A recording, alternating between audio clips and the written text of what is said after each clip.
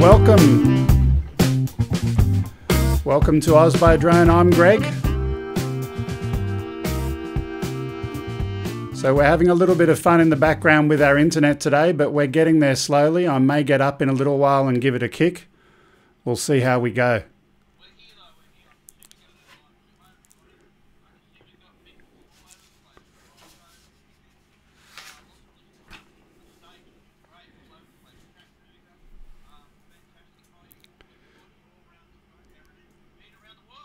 Indeed, indeed. Thank you very much for everyone for joining. I don't know if we've yet got our Phantom. So I've got on the screen, where are you 400 AGL? Now, I didn't put that there. Hopefully he did. Ah, there he is, hiding in the chat. Just to share with everyone, this is our special guest behind the scenes, Mel, the Phantom Trucker. So he's in there putting up things on the screen for us. And thank you very much for your input, Mel. But let's get started. What have you been up to this week, John?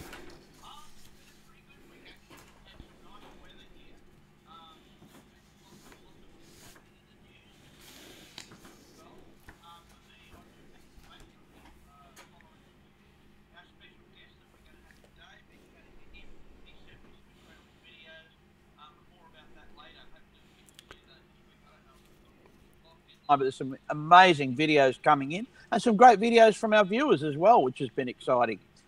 Yeah, and I just heard from someone we had low audio on you. We've just fixed that up, so you're back up again. Apologies for that. I'm outside. As you can see, I am sitting on top of my house on the boat, and of course, I can hear the wind generator in the background there going nuts, but I'm not sure whether you can hear it too much. As long as you can hear me, that's all right.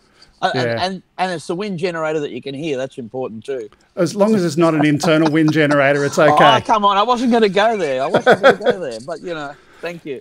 And myself, I've been down at Green Hills Beach a couple of days ago doing some flying over there down near Wanda. Beautiful area to fly. And I actually met a couple of fixed-wing pilots out there, and I've got some of their video later on the show. But we've got so much today. Yep, let's get into it. It's packed in. So I should actually be more prepared. We talked about this before. We talked about it, and I was going to be totally perfectly prepared. Push the button, let's go. So the button is there.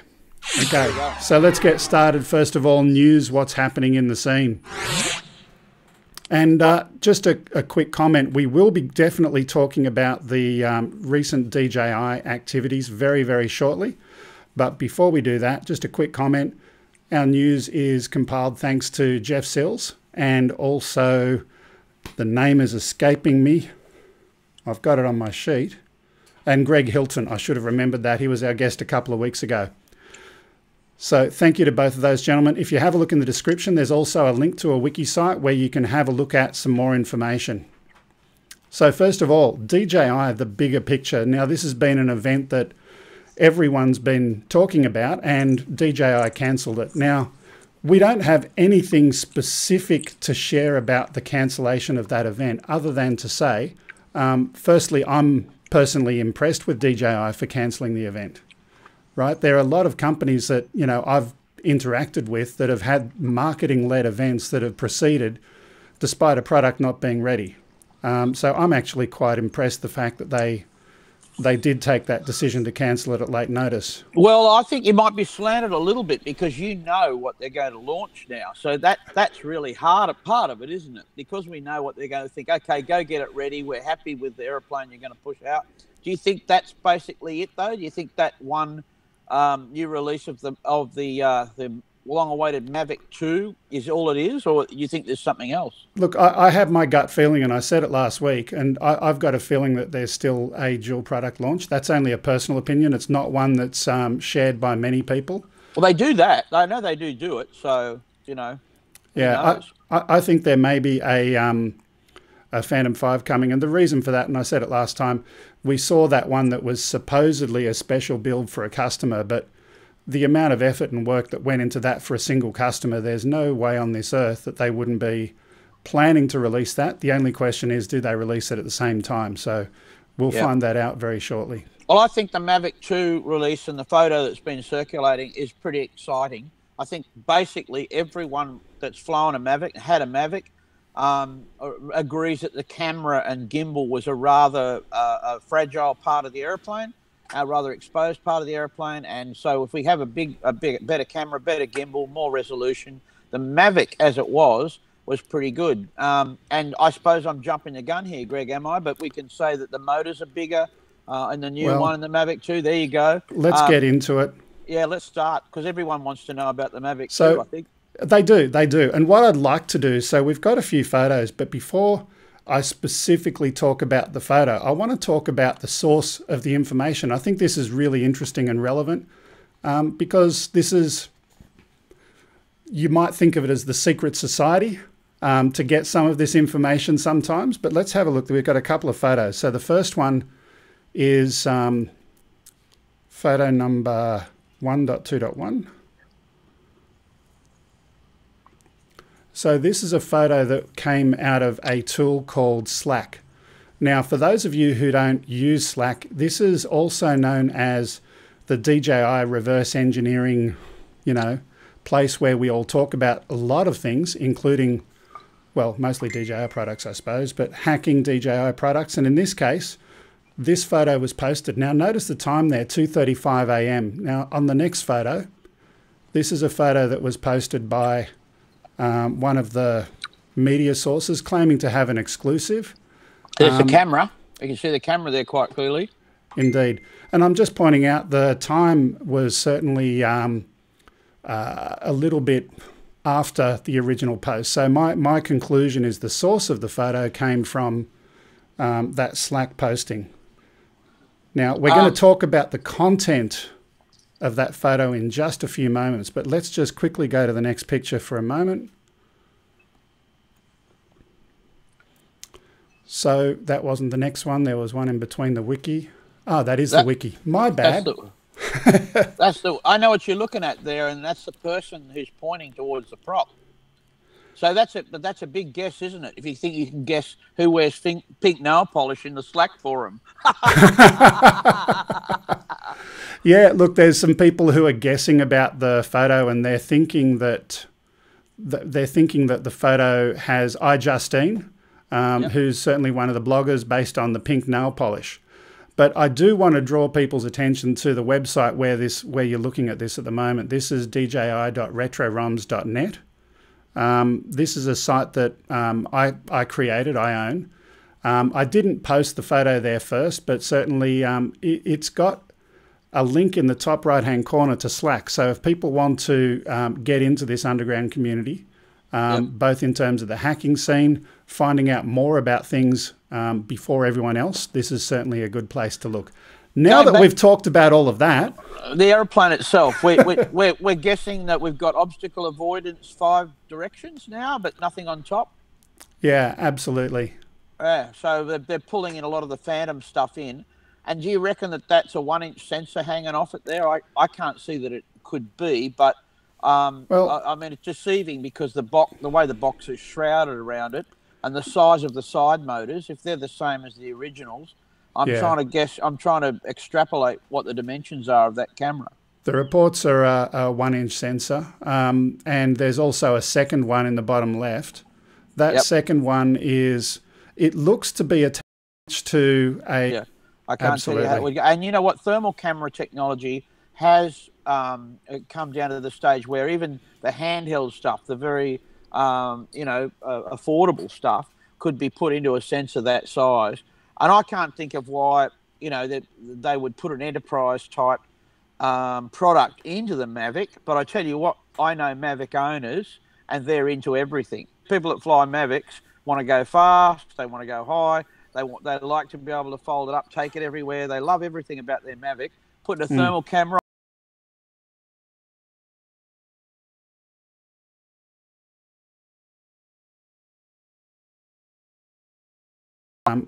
I don't know why, but we're getting a few drop frames and buffering today. Okay. Just to say, this show is proudly sponsored by Telstra. Thank you. Anyway, look, what we will do at times when it drops out, we're just going to click the restart button, and we'll definitely upload a copy of this later so you can have a look at it. We're also having issues with the chat today. Thank you. This show is proudly sponsored by Telstra. Just reminding you. Thank you. Yep. So we're back online, so we're good. Okay, so what we do know, again, just to share, let's put the photo up one more time. 1.3, I think it was. 1.2.3. There we go. So we'll make that full screen. So that's on the Retro Rooms one anyway. Yeah. Put in the post. So yeah, good. Just a comment, people, if you do want to have a look at this photo is around everywhere now.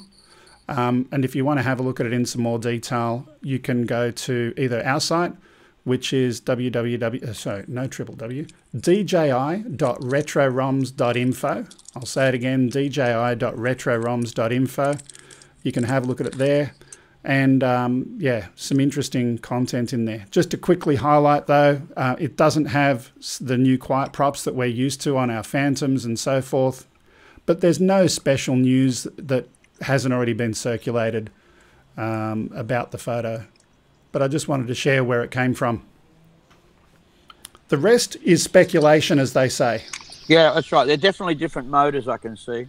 Yeah, absolutely. No doubt about that. So I don't know what that's about, but you know what? I reckon would be really cool, and this is my on my wish list. I want to have a Mavic style aeroplane that's like, I don't know, a metre across.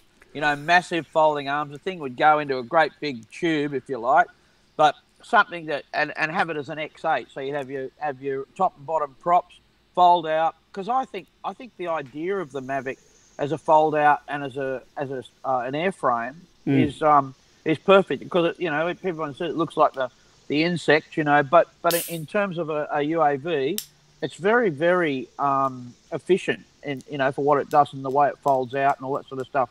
So anyway, that was just something I've dreamed up one day. But you'd like an industrial Mavic? I'd like an industrial Mavic.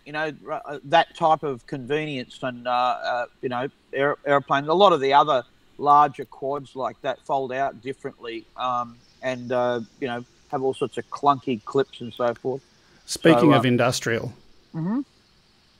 So the Leica AI bot, just moving off the topic of the Mavic, this is a DJI partnership with a company called Leica.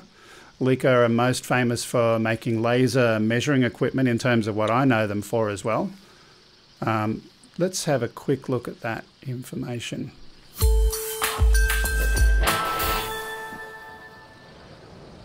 Hello, my name is Brian Baker, and I'm the North American Sales Manager for Unmanned Aircraft Systems with Leica Geosystems.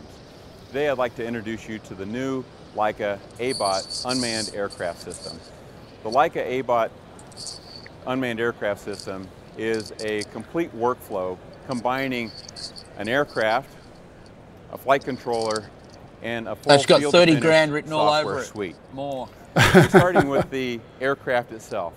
The Leica iBot is based on the DJI M600 flying platform. Yeah, so the M600, all DJI product there. Flying vehicles, and we've taken the M600 but a long story short, they've taken that platform Leica sensor technology with some sensor technology, and the purpose and the function of that is going to be to do a lot of mapping, a lot of GPS locked kind of stuff. Definitely industrial application.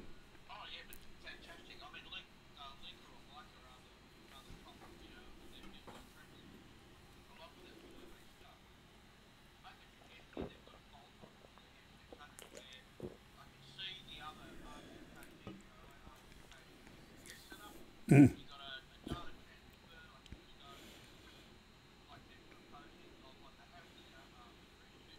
Mm-hmm.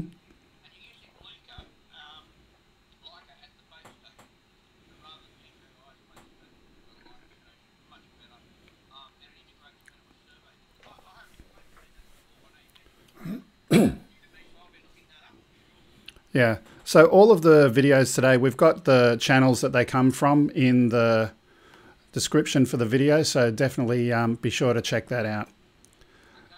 Moving on, so we have something happening in Brisbane. So we've got the World of Drones Congress. Now, we'll just have a look at some of the people who are going to be speaking there. What do you know about this, John?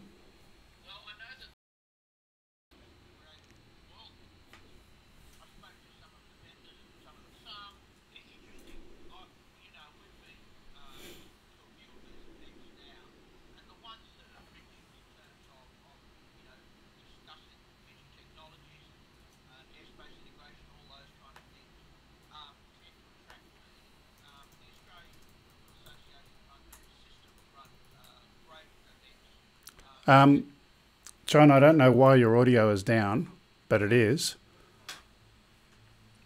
Let's try that again. Do you want to just quickly go back in and restart your quick commentary about the World of Congress? Yeah, the World of Drones Congress in Brisbane, where the Premier of Brisbane just sort of tried to get a great announcement suggesting that Queensland would be the drone centre of the universe. We're going to do this. We're going to have all sorts of fantastic initiatives in Queensland.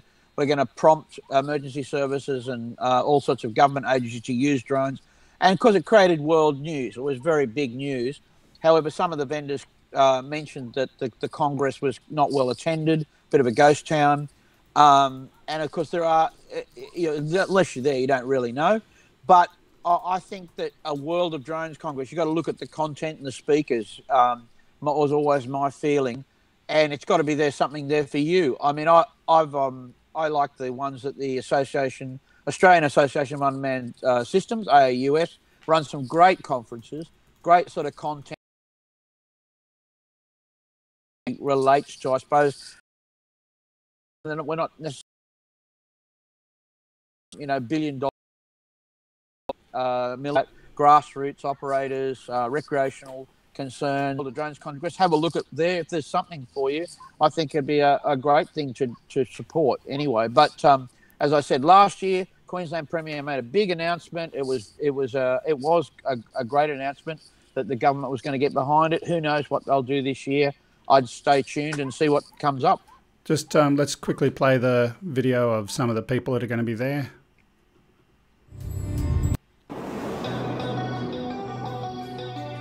Industry leaders from across the globe are coming to Brisbane to plan the future. Expect strategic input from economists, futurists, lawyers, journalists, scientists and business leaders. What does the new drone economy look like and how will it affect our daily lives? Early bird full registration ends 30th April. Be part of a world-leading and game-changing conversation.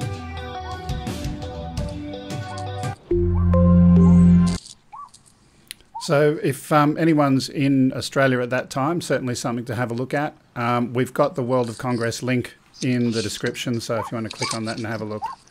Yep. Moving on, so the next one we've got is the Triton drones. So Australia, for those who didn't know, has spent, wait for it, $5 billion on drones. Hang on, one more time. I need the echo that Ken's got when he does his show. $5 billion on drones. Yeah. Which is quite a large amount of money. So they're not exactly the small drones that you and I fly. They're looking at doing coastal surveillance around Australia, obviously for defence purposes, for border protection, but they're also going to be flying in the South China Sea for freedom of navigation purposes. Yep. Let's just have a look at that.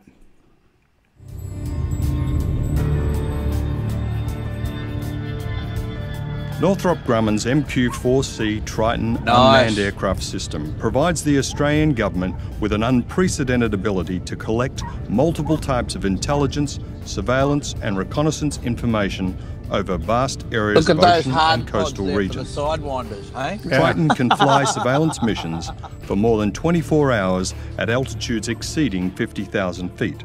This endurance and altitude makes Triton the only unmanned aircraft system capable of covering Australia's 8 million square kilometres of economic exclusion zone, as well as outer territorial islands, in a single mission. Product can fly for 24 hours without stopping, which is pretty amazing.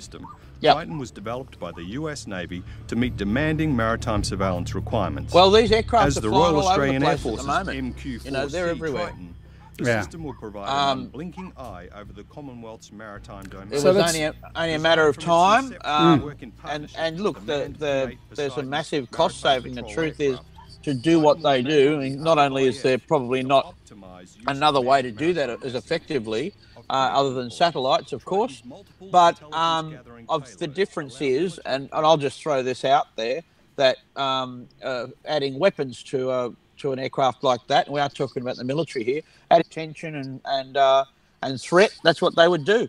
And so, you've got that capability as well, which a satellite doesn't necessarily have.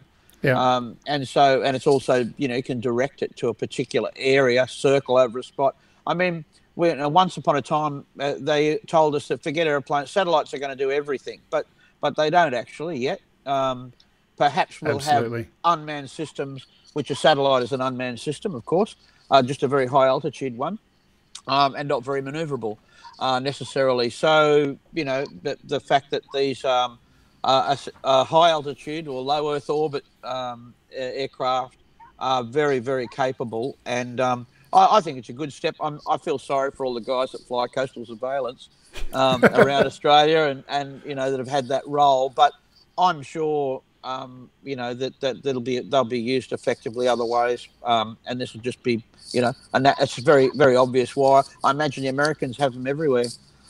Yeah, I'd say so. Just moving on, we're going to go through quickly today. I'm going to skip to only one more news article, and we'll skip some more so that we can get to the end of our show. So BV loss is a theme that we've had for a while, and we're just going to have a chat about, the Australian Association of AA Unmanned Systems. AAUS, they're the people I talked about earlier. Yep, so let's just play the video in the background while we chat about it, but we won't worry about the audio for it. So the video that we've got here is just of a system that's flying a 30-kilometre mission. That's a Talon. Of course, that's a single-engine aircraft, often equipped with a parachute. Easy to fit ADS-B to. It's probably got an RFD 900 modem in it, which will go out to about 40 kilometres. So this is stuff you can buy off the shelf, everybody. You put that together for around $4 or $5 grand with everything, all of the bells and whistles. That's including your laptop, your controller, everything. So it's a pretty affordable solution for a long-range FPV. And look, to most people that are in long-range FPV, that's just an everyday aeroplane for them. But 30 kilometres, that is beautiful. It is. Well, don't tell you what though. If you Google long-range FPV in the YouTube, I can show you a whole lot of 100-kilometre flights. No problem at all. So if you're running a twin with and 20,000 amp hours of battery, you'll go out even further, provided you've got your meteorology right. And so what there's obviously looking at is if this off-the-shelf technology is capable of doing this, I think it's pretty obvious there's the parachute drop. I think it's pretty obvious that, we're going to be having to sort that out and the risk around an aircraft like that. So at the moment, of course, those flights are not necessarily legal unless they have an area approval to do it, unless you've got an approval to fly that flight. So the other thing, though, is that we're seeing situations now where groups are going to set up areas specific in remote areas to test that sort of equipment. But CASA is looking at BVLOS, and they're going to call it BVLOS in stages. And the first stage is going to be called EVLOS, or Extended Visual Line of Sight. There are two categories of it, option 1 and option 2. And the first level of containment, let's just say that, is going to be radio line of sight. So once you jump to 4G networked aeroplanes where you can fly, where you're not limited by the actual radio line of sight of the transmitter at the base station, then you really do have a long range capability. And saying 30 kilometres is nothing. If you've got the range, we just looked at a 24-hour airplane. If you can stack it up with the batteries and make it work, you can fly for 24 hours. So the first level of containment, and this is the sort of things that I was involved in the meeting with CASA, is to look at that radio line of sight. Now that leaves plenty of options for commercial operators that want to operate in the 1 to 4 kilometre range, where they've got an observer able to monitor the airspace out at the 4 kilometre point, perhaps 3 kilometres. They'll decide that number, but it's going to give a huge flexibility to shark spotting, to emergency services, to everyone that wants to operate legally and operate the airplane at extended distances, not massive distances, but just extended distances. So, look, that's it at the moment. There's not much else around it, except that is the next thing that we will see. This will be the biggest jump, since we worked out gravity and how to defy it. You know, it is a huge change in the way we'll operate in the future. And yep, you know, everybody's flying BVLOS every day out there. So that's where it all meets, you know, at a conundrum, really. Yeah. So just having a quick look at some of the stuff in the chat here. Old Drone Flyer was asking how far can Superman fly line of sight? There was a video. There was a video that I was planning on playing today in the news section of that that Greenpeace. Let's play that one anyway. Let's put that up, just for a bit of fun. Was the next one? There we go. So this is Greenpeace going and flying into the side of a French nuclear power station. Not exactly the smartest. I don't think they got the airplane back. No. Oh, you know, I understand it's a protest. I don't know that does us any favours, I got to say. Yeah. I just don't know that it does any favours at all. What is it? It looks like a parrot, is it, or a fixed wing, or a multi-rotor? I can't see. It's not a multi-rotor. It is a fixed wing. It might be a parrot. Small fixed wing. Yeah. But just why would you do it? Oh, anyway. Look, you know, I mean, you know that we've been involved in security test flights like that too, but we do them controlled. You know, we're doing them at prisons, and you know, you don't need to do it. If you want to prove something, you go and talk to everybody. Say, look, we're going to show you where your security problems are, and do it, and then that it helps everybody. But you know, just going ahead and doing it just creates a panic and a havoc, and we know the risk is there. Anyone that has with common sense knows that an unmanned system can be used as a weapon for the wrong person, and Greenpeace just showed they were the wrong people. You know, they made the point. So I'm not going to make a comment about whether I think I wouldn't have done it myself, but it made the news. You know, so. Yeah, absolutely. So I'm just I'm going to pause just for a few moments because there's been a little bit of discussion in the chat room, and I see the Mavic discussions.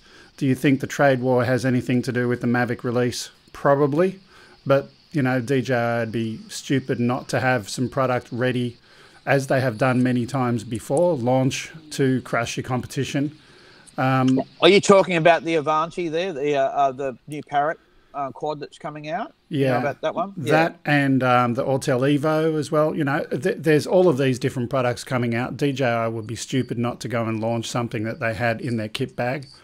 But again, you know, obviously a couple of things. By the way, I've got to go back and share. I think we missed a picture, which was 1.2.4. Just for my producer putting that up there. So this is a photo I want to share with people. Not that one. Let's try again. 1.2.4. Yeah, this is a tweet that came out recently. This one's come out from a guy by Jeremy Beale. And basically he's saying, hey guys, you know, we've already broken your latest version of firmware DJI. Now, they keep on trying to play catch up, but it hasn't been working too well for them. And I mentioned before the Slack group. So definitely go to that dji.retroroms.net, and it's got a link there to Slack where you can have a look at that and participate. But this was a trivial thing that, you know, DJI patched their code, and 2 minutes later, the guys have got it again. Yeah, that's not working for them, I know. Yeah. Now, I don't know for a fact, but, you know, this could be one of the reasons why they haven't launched at this time. They don't want to have news for today, and we're just... Here he is. Okay, so we'll add the audio in for our guest over there. Hi, Mark, and welcome. Hi, good morning, John and Greg, and everyone else. Hi.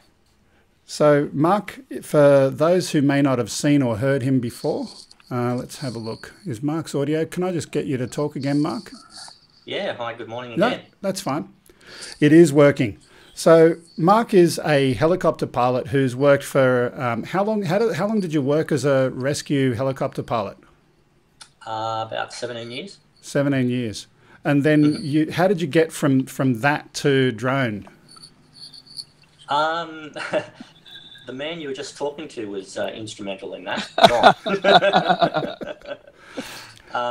When I stopped flying full time, I was interested in. I purchased a Mavic to do some photographic work for myself because I'm interested in photography, and then later on upgraded to the Phantom 4 for the slightly better resolution from the camera, and through some other colleagues met John, and I've been doing some work for him on and off since, doing mapping and survey work and that type of stuff.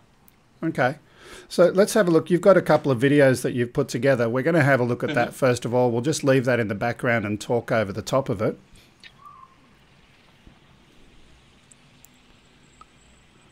Here we go.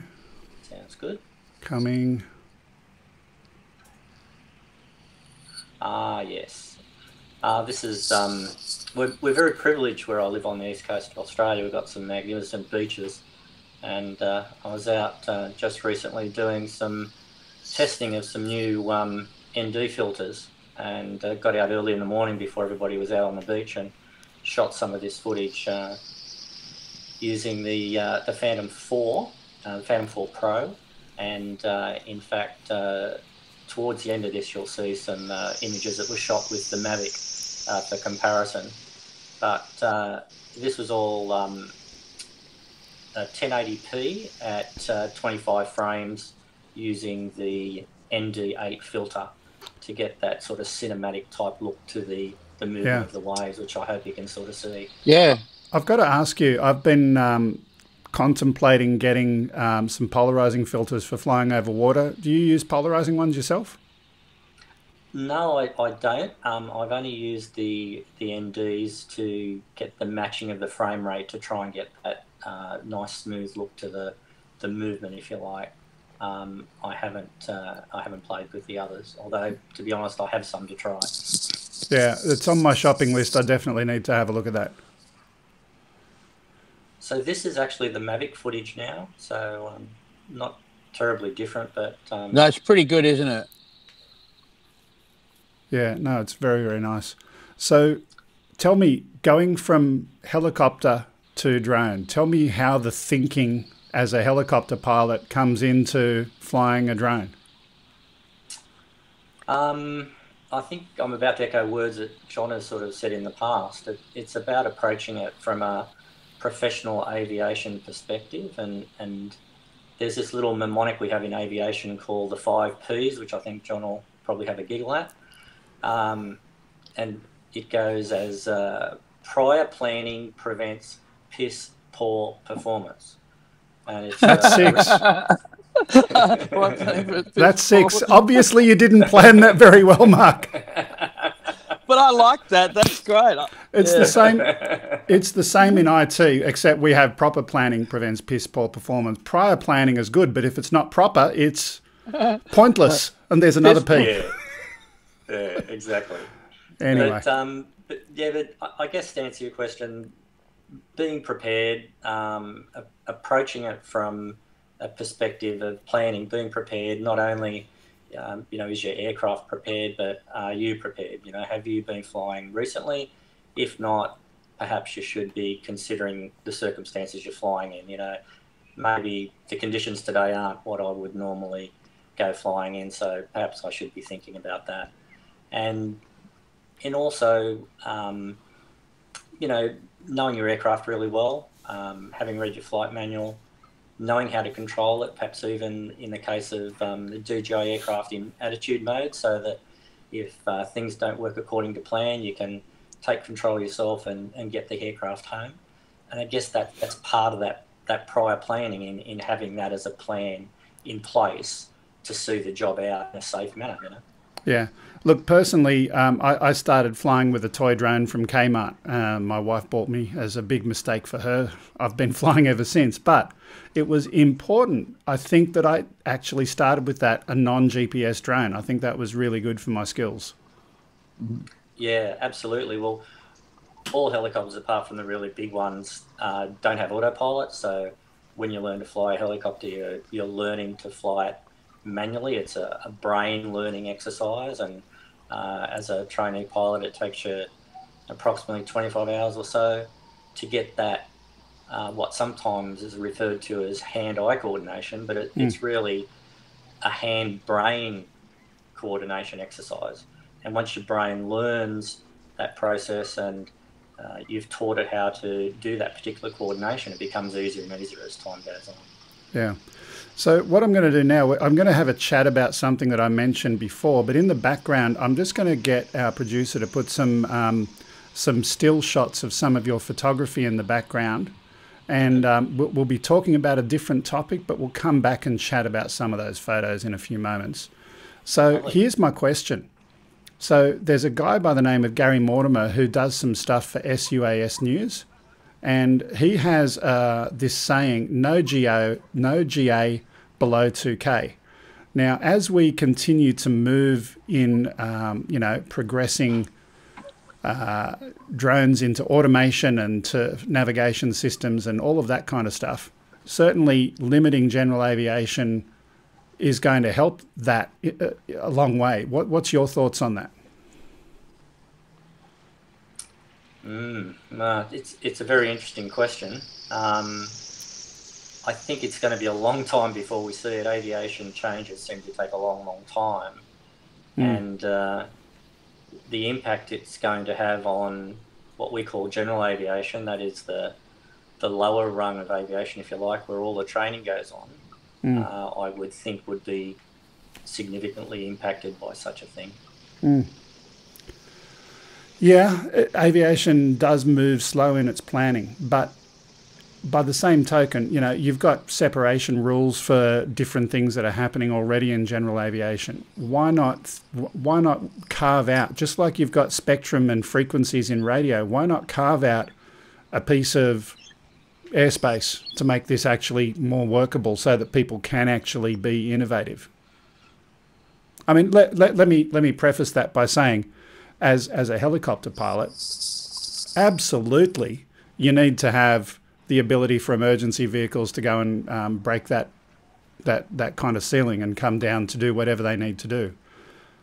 But why not make it easier for innovation? How do we find the balance? There's a lot smarter people than myself who've been working on that for a long time, Greg. I don't know there's any quick answer to that. What do you think, John? I think the same. I think that this is a thing that we haven't sorted out yet. One of the common things that happens here is that all airplanes and UAVs, gliders, hang gliders, regular public transport aircraft at some stage need access to the airspace near the ground. So it's whereas it's a little bit simplistic to carve up the airspace and say you have this bit, you have that bit. There is what we call commingling in aviation, and actually in constitutional law, the commingling rule is written inside Section 9 of the Constitution, which allows international aircraft to commingle with ours in our sovereign space. So there's a lot of hurdles to go over yet. One of the things that I've been talking briefly to Mark about before too is that what technology will play a significant role in perhaps how it unfolds. Years ago in GA, general aviation, we used to be non-GPS, have much more limited navigational possibilities, and we had a system that worked around that, a completely different airspace system, a class of airspace. As the years rolled on, the only thing we knew about airspace was that the change, get used to change. It would always change. So as GPS came on board, we saw things, and those of you in aviation know this, standard instrument departures, standard instrument arrivals, ways of aeroplanes to navigate through the sky effectively using this technology, the GPS technology. Now, ADS-B, traffic avoidance, wind shear radar, and all sorts of stuff. We actually have no idea what's going to present itself. But you know what? We've had people looking at that technology solutions for these things for a long time. I'll say again, Mark's very fair point that it takes a while in aviation. One thing that we need to have in the UAV industry is patience. We actually have to have patience. We're in a rush to do everything, and the only time you'll ever read the word rush in aviation is if you're reading an accident investigation. Honestly, I'm serious. You're rushing. It's true. it is weeded out of us. As young pilots are taught not to rush. Anytime you rush, you're going to make a mistake. And our industry is in a rush. And if we don't get it right, we will go backwards. We'll have a problem, we'll go backwards. So patience is going to be our biggest virtue, and to be contributors, you know, just to march on with the technology. I think that things are actually going forward pretty fast, to tell you the truth. Yeah.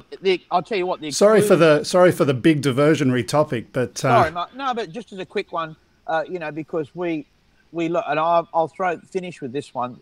Sorry, Mark, but the sub 2 kilo category allowance for that commercial ops under sub 2 kilos will be debated for a long time. It's still being debated in the Senate of whether it was a good idea. That was a really big move forward in a big hurry. So you know, I don't think we can complain. I think that's all happening. Anyway, go back to my guest, because I know he's got. I want to hear what Mark's got to say. Yeah. Yeah. Look, let me rephrase it, and I only want to spend a few seconds on it. How do we open innovation for quads and remotely piloted aircraft systems with airspace in mind and still maintaining the balance of safety for emergency service vehicles? Any thoughts, or have I thrown you a curve? I don't know that I can really give you an answer to that. There's so much complexity in airspace management that it will be difficult to resolve, simply put it that way. Okay. Yeah.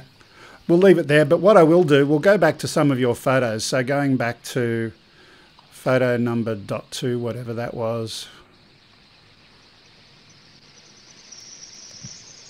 So this was obviously an inspection report of some sort? It was actually photographed during the installation of the solar panels. The photos were taken for the purpose of the chaps who are actually doing the work as part of the promotions for their business.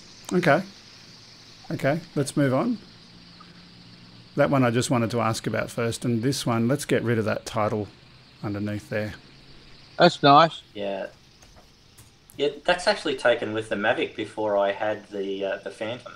It's just on Sunset near Nobby's Lighthouse, which is the entrance to the harbour here at Newcastle, which is not far from where I am. Beautiful. I love the composition of the colour in the horizon sky and the lights. That's a real winner, that one, isn't it? Beautiful. Layers. Yeah, I'm very pleased with it. Yeah. Yeah, layers. And, lovely. And this is again just not far from home. Early morning, probably around about 7 a.m. Looking towards the south again, looking at those lovely beach coastline that we're blessed with in this part of the country. Yeah.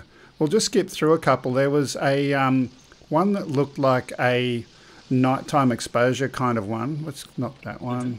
Oh, that's your helicopter. Yeah. Let's keep going. We'll find it eventually. No, it's up. There we go. Tell me about that. That's beautiful. It's a long exposure, around about 30 seconds with the shutter open. Yeah. It's taken at around 2 a.m. in the morning. It's around about 30 miles west of Newcastle where I live, which is about as far as you need to travel to get away from the bright lights of the city. Mm-hmm. And in February, March is when the Milky Way gets in that position here in Australia. Those folks that live in the Northern Hemisphere aren't fortunate enough to ever actually see the core of the Milky Way clear like that. Yeah, no, very beautiful photo. So, look, we've got so much content today. There's lots more. That's why I wanted to play all of the photos up front so that we could at least share that. But we won't have time to talk to all of them. But certainly nice talking to you today, Mark. And thank you for everything that you've done over the years as a rescue helicopter pilot. And look forward to having you back again sometime. Thanks very much, Greg. Absolute pleasure. Thank you. Okay. Let's move on. We've got so much here today. So we've got some Australian video. Yep. And we're still here, aren't we? We're still here. By the way, Thomas O'Sullivan is asking, how long does the live show normally last? Around an hour is the rough time. So it's an hour each We'll re-upload this show later. So for those who missed it while we were restarting the stream again, we're going to have some chat time, and we're going to talk about the Mavic a little bit later today. Beautiful. Okay, so some Australian videos. So the show is called Oz by Drone. We want to be able to share and show off some drone footage from around Australia to the rest of the world. So you're all going to come here as tourists? No. So you can at least know what it would be like if you did come as a tourist. So the first one we've got today is some footage. All of this is recent footage. This was taken during the last week.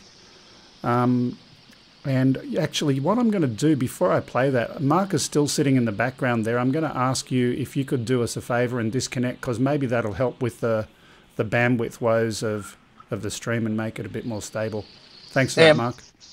Okay. See you, Mark. Okay. So the next video we've got here is a high-def moto is the name of the channel, and it's some motocross video shot in Melbourne. Let's have a quick look at that.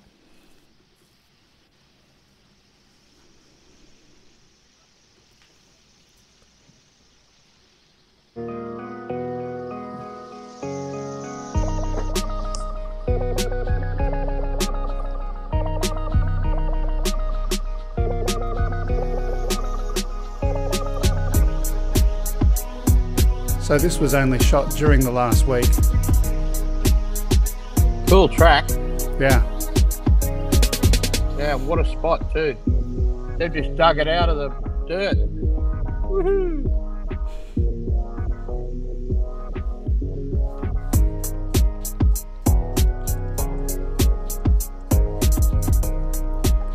Now, without going into any detail, I'm assuming this is definitely shot with a sub 100 gram drone, being that they're flying over people, but definitely some good footage. That's great footage. You know, the interesting point you make there about shooting it legally, Greg, what we won't go into now. Of course, I did a risk assessment on stuff like this one day, and the truth is that when you're riding a motorbike like that, there's much more chance of you being injured doing that than there is by being by being smacked by a phantom when you're wearing a helmet. So absolutely. And here's another question: the 30-meter rule. When you've got the other vehicle travelling at high speed as well. That's right. Well, you can, and in certain circumstances, of course, you can. Commercial ops can reduce that to 15 meters. Anyway, let's not make this about the rules. Absolutely. Enjoy the video, of course, and it's just. It's nice. He's doing it very safely, not getting up too close to him, which is always exciting as well. When you're doing that, you can position the aeroplane in a static situation and have the bike jump over it and all that sort of thing. There we go. Very nice. I like the wide shot. I think that's interesting. Yeah, it's very nice. The bike riders would love to see that, of course. Yeah, we've still got a lot more that I want to try and get through today, so we'll leave that one there. And again, the link to the channel is in the description. That's High Def Moto is the name of the channel, so if you want to have a look at that. Great stuff. Okay, next one. This one is really cool. Daryl Lirad is just commenting. By the way, Daryl, you've got to do me a favor. You've got to send me your address, because I've got to send to you the prize pack. So I didn't get your address last week, so make sure you drop that to me in an email at some point.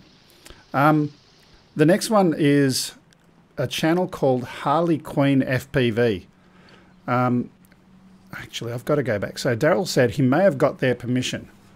Daryl, in Australia, even if you are the Prime Minister of Australia, you cannot give permission to a commercial drone operator or even a non-commercial drone operator to fly less than 15 metres away from you. You've got to get permission from CASA. So that's what it is in Australia, just so you know. So they might have had permission. He may have had CASA's permission. Let's move on. So Harley Quinn FPV, beautiful Australian coastline. We've seen so much coastline video, some from me, some from you, some from anyone else, but this is a little bit unique. This is flying acro over our coast. Absolutely.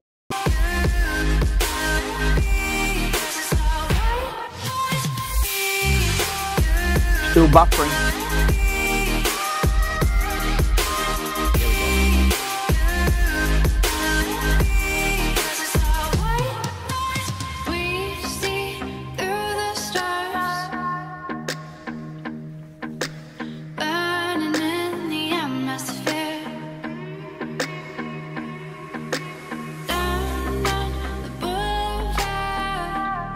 Definitely some lovely content there, and I definitely encourage everyone to go to Harley Queen's channel. It's good to see some women in drone. And racing drones. And in racing drones, even better. And in Australia. I mean, I've seen it in other parts of the world, but I've only just come back to that.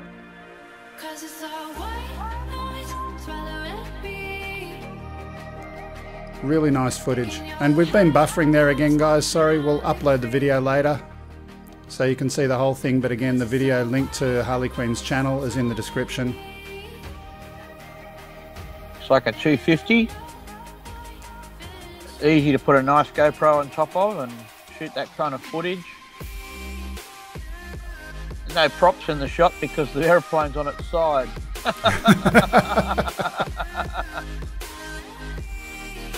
Yeah, awesome.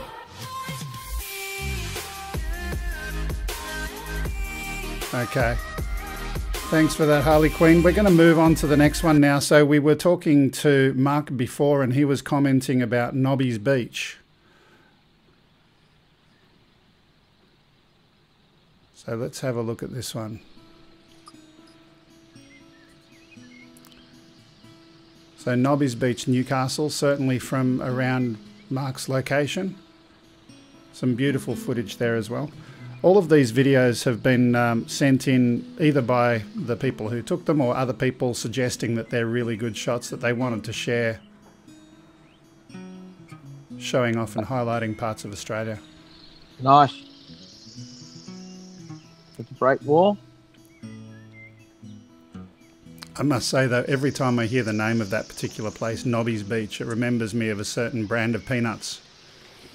Yes. Oh, it's a great little spot there. A lot of surfers will go out there to check the conditions. Although some great surfing beaches in the Newcastle area, Merriweather and you know, some absolutely beautiful remote beaches for surfing. Yeah.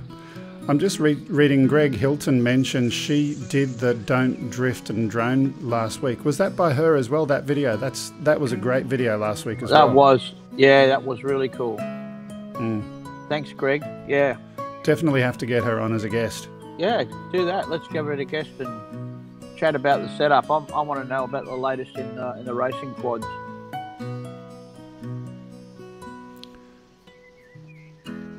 So the next one we're going to have a look at. The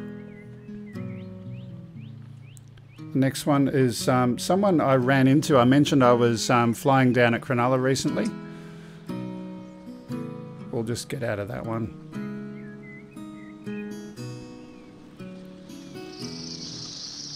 So I was flying down at Cronulla recently, and this was... there were some people doing some fixed wing flying down there, and this is what we... these are the people that I met there. They were doing that flying. I was doing my quad.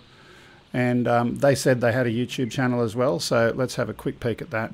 Was that gliders? They were flying gliders there? No, fixed wing. Okay. Oh, yeah, cool. Angry Bird. I do love the opening. That's cool. Oh, so where is this, Greg? Oh, this is somewhere where they've been flying. Yeah. Not Cronulla. No, so I met them at Cronulla. Yeah, so yeah. this is their channel's opening video, which has got a number of places that they've been flying all edited together. Yeah, nice. Oh, bit quick.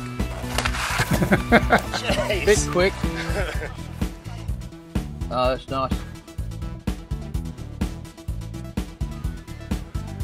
So this channel is Yowie P51, some really good content there, and I'm certainly going to try and hook up with them again sometime and go flying down there again.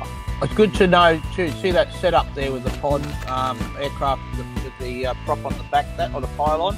That's a very stable setup for fixed wing when you're setting up UAV. Highly recommended for a first timer. If you're ever getting into that, apart, you know, we've talked about the Parrot being automated, but that's a very easy to fly manual aeroplane as well. There we go, that's nice.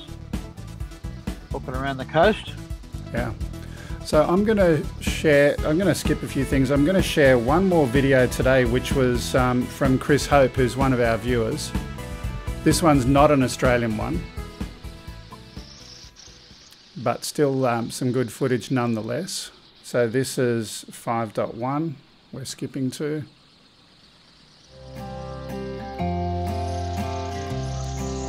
So this is at Getty Lake Crossroads in Texas. I think Chris was in the channel earlier today. There he is. That's nice. That's very nice.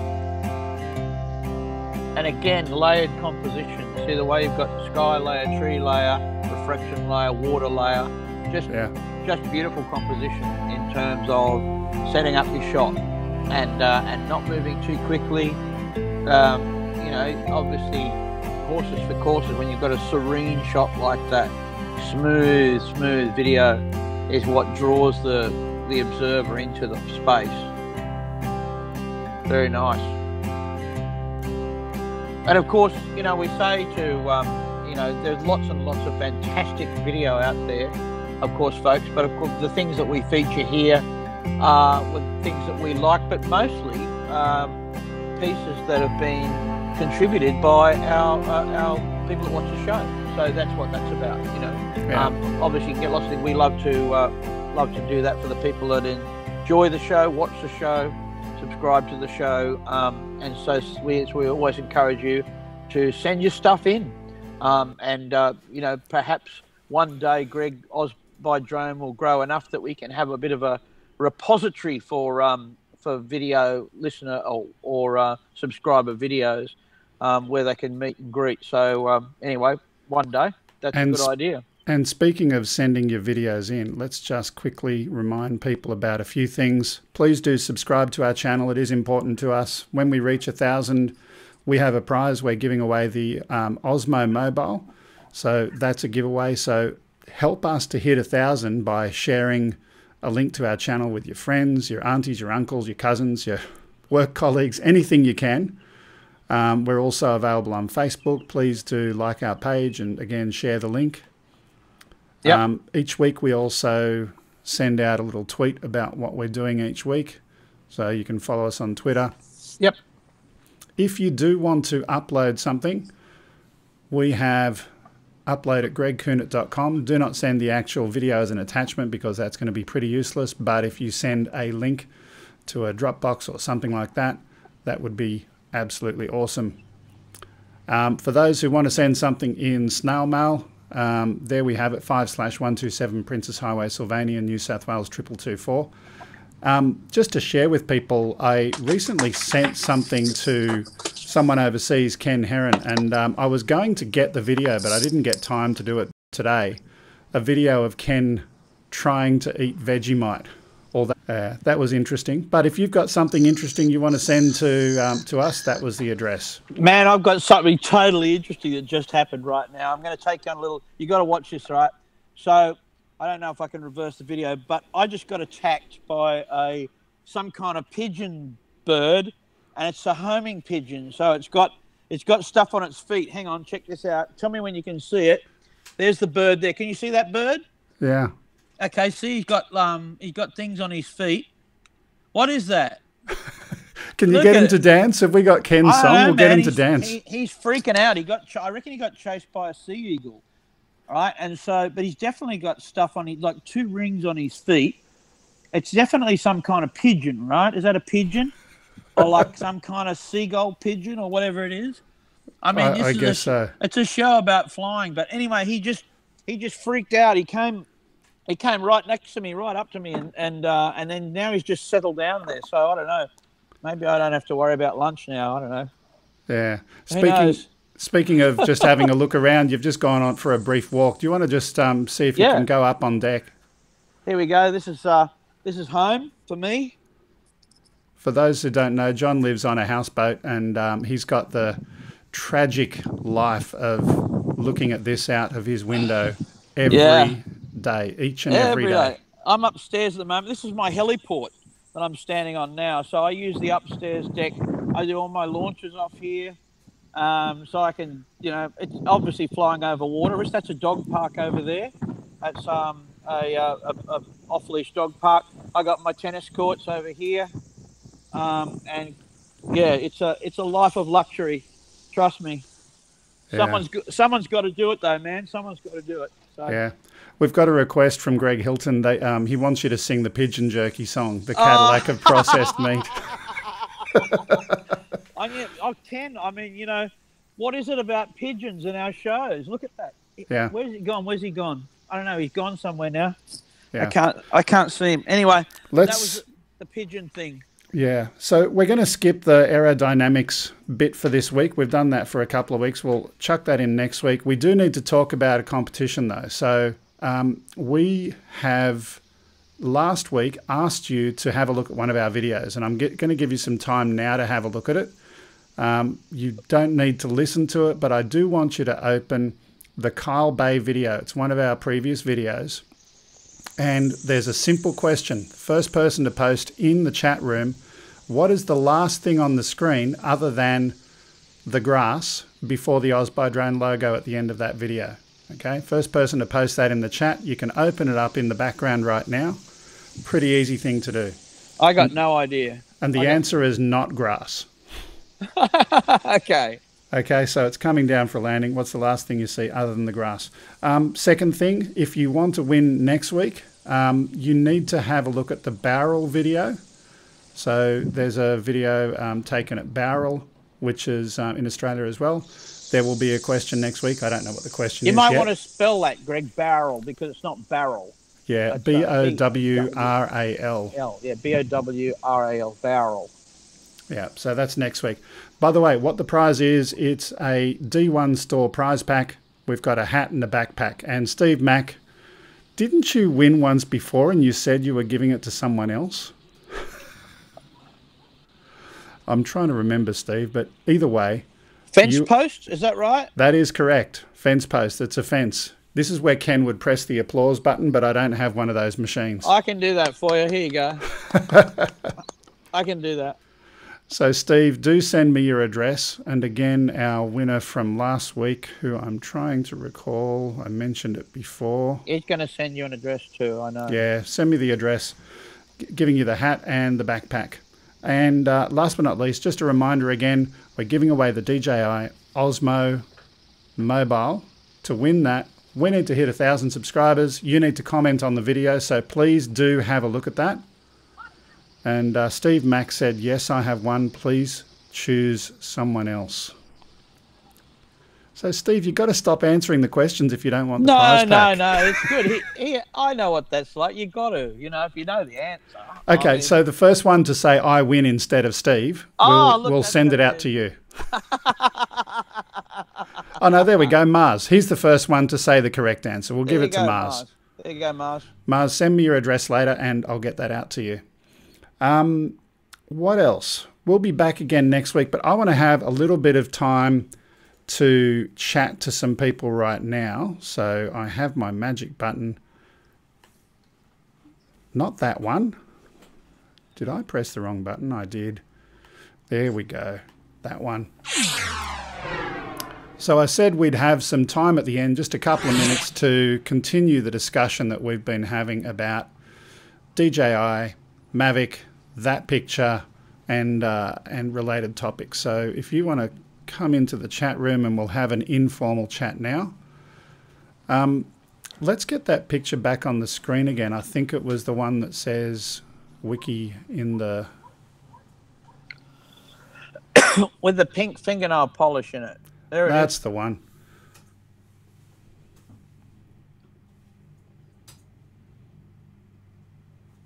So just to quickly recap what we do know, we can obviously see the camera there, we can see the sleeker body, we can see the camera sensors. Motors certainly look a little bit beefier. Can you see the second camera in the very bottom left-hand side of the screen there? See that lying on its side? Absolutely. Unfortunately, the picture on the screen over here has been cropped when it went out to air. But that's another camera sitting there. Yep. And it appears to be a gimbal attachment to it. So if you look at the camera on the Mavic itself, you could imagine you could plug that in like a 90 degree or perpendicular the way the Inspire goes. plug it in and use a catch or a latch mechanism to latch it in. Yeah, that's exciting. Appears to be. How long do you think the DJI event will be put on hold for? Just out of interest, when it was postponed, I did write to a contact at DJI, but I only sent that to him late Friday. And I've asked him for a little bit more info about the rescheduling and no, you and didn't. So you forth. Pleaded with him. I know it was, but you know what? Look, no. What I did say to him, in all fairness, I think it was the smartest thing for them to do to postpone it. If it wasn't ready, there's no point. I've seen so many companies try and get a product out and then have egg on their face. So I applauded them for that. But at the same time, it's good that you suggested they be a little transparent. It would be good for everyone to know a bit of why. I mean, that's eventually kind of a nice thing. Companies say, well, we weren't ready. We had, and that's the best thing that DJI could say. Oh, the airplane wasn't ready to release. Or we had, manufacturing delays, whatever it was. It's always nice to say. And I think that's where they could have gone one notch higher on this scale of credibility. I can just see down there, Jezza B 3160. Can we put the next photo up again? 1.4, I think it was, 1.1.4 or something. Yeah, Jeremy Beale. He is the person who posted the screenshot that you can see there at the moment. And, he is one of the original gangsters. For those who don't know, the OGs are the people that have been going through the DJI firmware and software and finding all those security vulnerabilities. And the reason why this work is important, two things. One, finding the problems helps keep the aircraft secure, but at the same token, it also enables some creativity in terms of what you can do with the aircraft. So in Australia, for example, we don't have the automatic unlock button that they have in the US.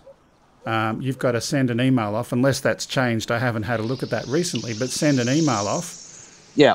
Is that still the same, John? It is.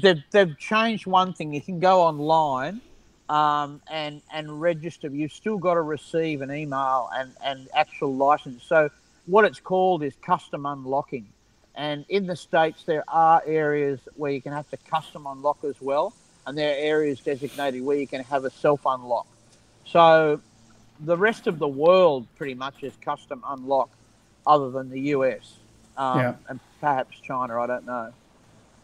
So I can see in the chat there, Bill the Drone Reviewer's saying that he's got a video coming out at 4 a.m. that talks about the reason for the delay. Come on, just tell me. I do want to hypothesize.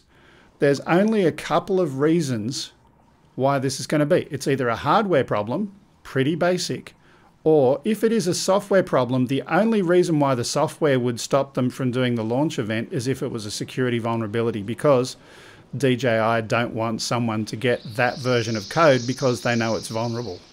So hypothetically, if Jezza's most recent discovery, then DJI saw that and said, oh crap, we can't release it now. We've got to get a secure version to be the first version on this aircraft so that they can't keep doing what they're doing. That's a possibility. I would suggest that maybe it's not that, Greg, from the point of view that all they're doing is making an announcement. This is not airplanes in a store. This is not an airplane you can buy yet. True. It's an announcement of a product type. So, and think about that. Why wouldn't, if you've got an airplane and mock up a nice video, why wouldn't you just announce it anyway? The only reason I could think that you'd delay or cancel is if you want to pull the whole airplane, the whole project. But we could assume that there is somewhere in the world there are cartons and crates of these things ready to go. Perhaps there isn't. Perhaps there is a problem. But again, all they're doing is an announcement. And so why the software would be an issue anyway? Because the software should be released with the airplane, and we're a long way from that. By the way, just a quick comment. Bill, the drone reviewer, who's in the chat room at the moment, he's our guest next weekend. So looking forward to the date that the picture came out. Was it immediately after the original embargo or non-disclosure date right? So hypothetically, there's a bunch of people who've had the product in their hands, testing it, evaluating it, and maybe they haven't breached their contract by releasing it. And look, what Thomas is proposing is perfectly plausible in this day and age of marketing. There's no hype is everything, and the more media, I mean, they had everybody looking towards the date. Okay, now we've delayed the date. Guess what? We're all around the world is talking about the new aeroplane from DJI. It worked. It did work. It's hype. Hype is a very, very tangible marketing tool. There's no doubt about that. Yeah, and Bill's saying 2 models, a Mavic 2 and a Mavic Pro 2. Highly possible. Yeah, possible. 2 versions, very much so. Whether the Pro version's got the removable camera, whether it's got what they've done, whether the bigger motors are on the other one, I don't know. Why it's a version 2, but look at the rate that they're putting things out. I still can't get my head around a Phantom 5 yet. I hope I'm wrong, but I can't get my head around why that's going to happen right now. Why do you think it won't happen? Because of the V2, and I think that... I don't think so. I think the V2 was not enough of a game changer. I think that was kind of like they've got all of their existing shells and bits and pieces, and they're trying to go and get rid of their existing inventory. True, but I mean, they pulled... That's true. So they had all the shells, and the V2, Phantom V2 is the same shell, same props, same everything else. So what you do is you pull OcuSync onto it, right? So that's a bit of a deal. OcuSync's a very robust transmission technology that they've tweaked and fine-tuned, and so now we've got pretty much all our platforms. Mavic was the first one with it. Now we've got OcuSync on the Phantoms as well, and on the Inspires. So again, without that technology, I look at everything. First of all, what camera technology is available. Every release, you've got to make a jump in camera. You've got to make and the V2 Phantom doesn't. You've got to make a jump in battery. There's a big deal about, and that's a bit of a tough one. Even though we had a few minutes, the Phantom 4 battery was so much more than the Phantom 3. So it was a big jump, yeah. Yeah, it was the Phantom 5 battery. We haven't seen anything off the roll about any new batteries that might be available to this sort of quad yet. So I'm just guessing. Yeah, like everyone. I got a question for Jezza, just because he's probably the one person who would know. The V2 Phantom versus the V1, what differences were there actually in the hardware? I don't know if you've had one to pull apart and debug and get your teeth into, but that'd be interesting to look at. The Phantom V1 and V2? Yeah. Oh, sorry. You're talking about the Phantom 4 version 1 and version 2, right? Correct. Yeah, that's right. So, yeah, the OcuSync was the big one. That was in terms of functionality, but what hardware, or is that just a software change? I haven't... No. OcuSync is more than software. OcuSync is, I believe, a hardware in terms of its duplex transmission capability. So you're using, and you won't find OcuSync on pure 2.4, I don't believe. I believe it uses 2.4 and 5.8 in duplex. But I'll have to check that. It's been a while since I looked at it, actually. Just before we go, I'll share one more thing based on what Jez has just said. The Phantom 4 Pro version 2, all the firmware is nearly all Mavic Pro. So Mavic Pro firmware on that assumedly different hardware platform. Yeah. I want to comment on that very briefly. I heard a rumor certainly ages ago that the original Phantom software team, after the Mavic came out, was made redundant, retrenched or whatever. So that's one of the reasons why I believe that there's been a lot slower development in the Phantom product range than some of the other ones. So just a little observation there. Yeah, it is. I mean, I watch pretty closely the Matrice and the Inspire developments as well, because they're all connected. You know, if you can buy a $25,000 Matrice, and guess what app you're using with it? DJI Go 4. You know, so there's a commonality amongst them that goes, you know, in software, hardware as well. And I perfectly understand that a lot of the chipsets and accelerometers are the same across the aircraft range. Yeah. So that's improving too. They're getting better all the time. If you want to run a triple IMU preheated accelerometer system, you got to step out of DJI. You got to go to the Pixhawks, and they actually have a better autopilot hardware platform all round. Yeah, I just saw Zeb meet. I guess my question was lost regarding IR, and I'm just trying to find that. Finally, where did he originally ask? Infrared? Yeah. But where's the question? Obstacle avoidance and so forth? Might there be IR on the new DJI product? Out of the box, I doubt it. Well, we've got possibly infrared. as a plug-in camera. No, Yeah, yeah. It means a camera, yeah. Yeah. I look at it's very doable. Plug-in camera.